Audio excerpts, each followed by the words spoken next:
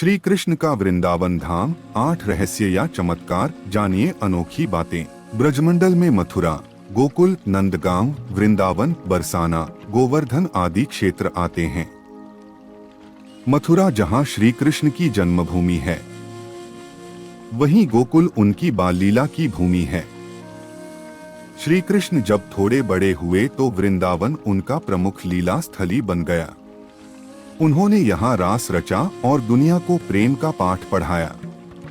बरसाना श्री राधा की जन्मभूमि है और उनका परिवार भी वृंदावन में आकर रहने लगा था। आओ जानते हैं वृंदावन धाम के 8 चमत्कार या रहस्य को। 1. रंग महल। वृंदावन में रंग महल है।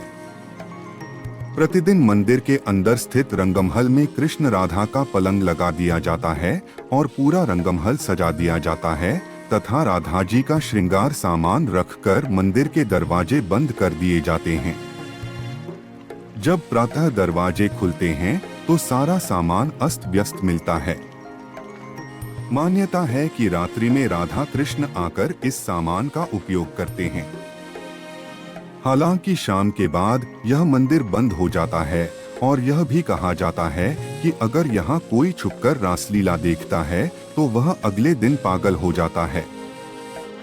2. अपने आप बंद होता और खुलता मंदिर। वृंदावन में श्री कृष्ण का एक ऐसा मंदिर है जो अपने आप ही खुलता और बंद हो जाता है। 3. वृंदावन और तुलसी का रहस्य। वृंदा तुलसी को कहा जाता है। यहाँ तुलसी के पौधे अधिक हैं, इसलिए इसे वृंदावन नाम दिया गया, यानी वृंदा तुलसी का वन। कहते हैं कि यहाँ तुलसी के 2 पौधे एक साथ लगे हैं। रात के समय जब राधा और कृष्ण रास रचाते हैं तो यही तुलसी के पौधे गोपियां बनकर उनके साथ नाचते हैं। इन तुलसी का एक भी पत्ता यहाँ से कोई नहीं ले जाता है। जिसने भी गुपचुप यह कार्य किया वह भारी आपदा का शिकार हो जाता है। 4. अजीब हैं पेड़। मंदिर के परिसर में उगने वाले पेड़ और निधिवन में उगने वाले पेड़ भी अजीब है। यहाँ के पेड़ की शाखाएं नीचे की ओर बढ़ती है। जहाँ आमतौर पर पेड़ ऊपर की तरफ बढ़ते हैं, वहीं निधिवन में मौजूद पेड़ों की ऊंचाई बेहद कम है और इनकी शाखाएं इसकी जड़ों की ओर बढ़ती हैं।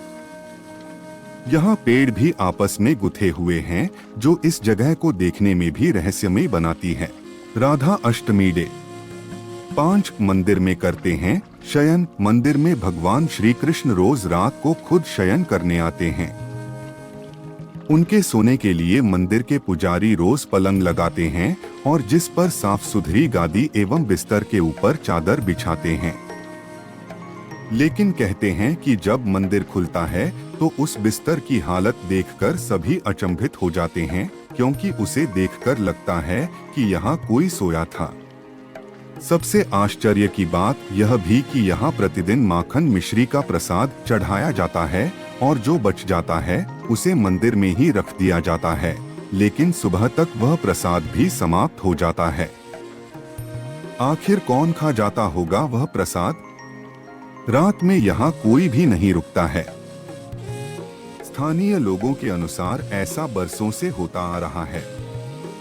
कुछ लोग इसे अंधविश्वास मानते हैं और कुछ लोग इसे श्री कृष्ण का चमत्कार